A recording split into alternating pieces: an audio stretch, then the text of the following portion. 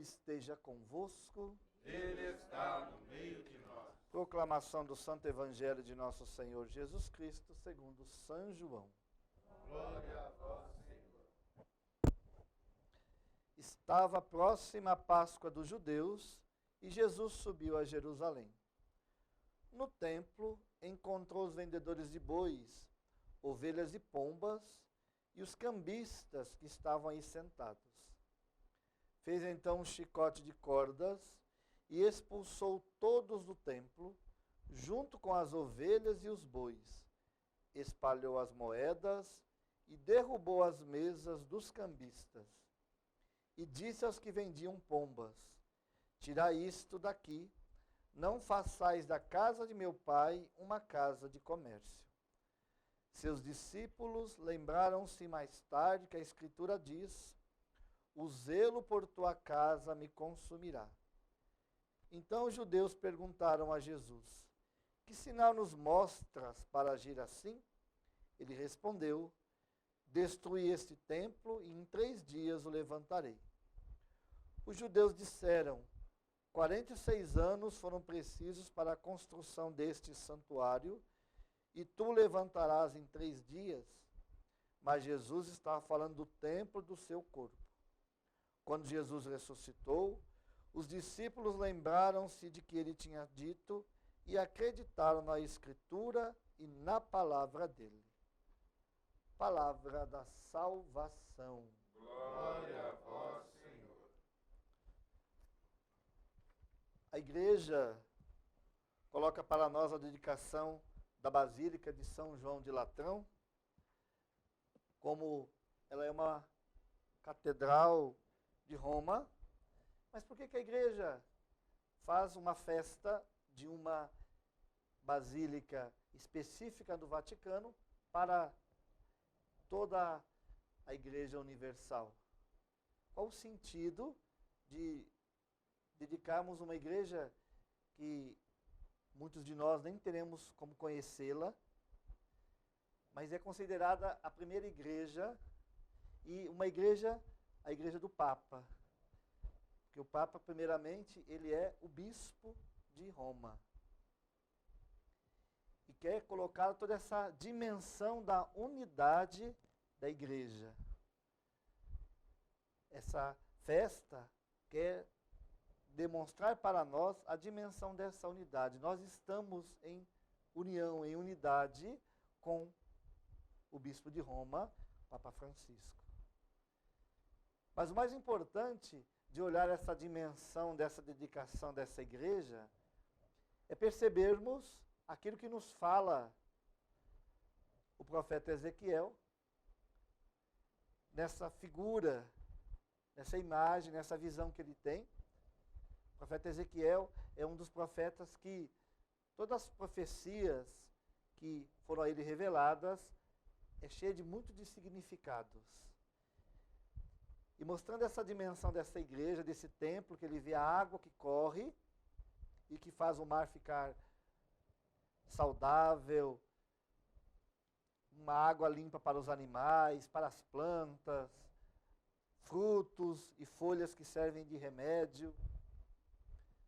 Tudo isso para dizer que da própria igreja, não somente a dimensão física, mas principalmente a dimensão espiritual, é que corre para nós, do próprio coração de Deus, do próprio coração de Jesus, esse rio desta água limpa, que vem purificando também os nossos corações.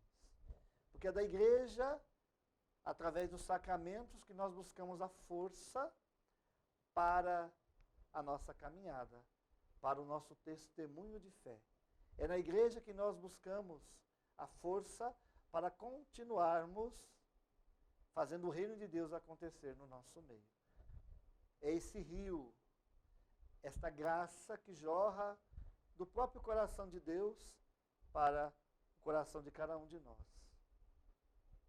E esse zelo deste amor de Deus, nós percebemos também quando nós olhamos Jesus.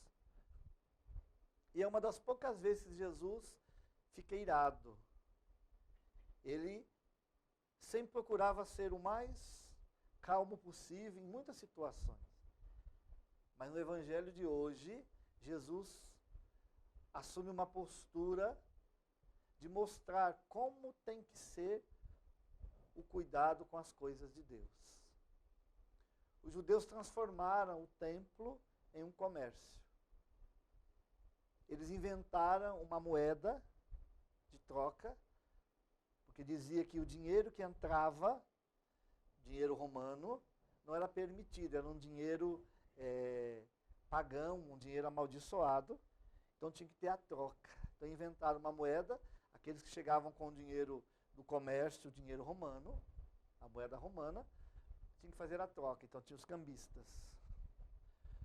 Os animais não podiam vir de fora, porque diziam que talvez os animais não eram puros como deveriam, não eram animais realmente preparados para o sacrifício.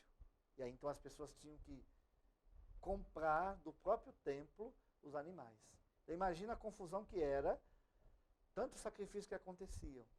Então virou-se um comércio, onde as pessoas aproveitavam, os sacerdotes, os fariseus, os saduceus, todos aqueles que conduziam a religião da época, aproveitavam dessa situação. E muitos ficaram ricos por causa disso.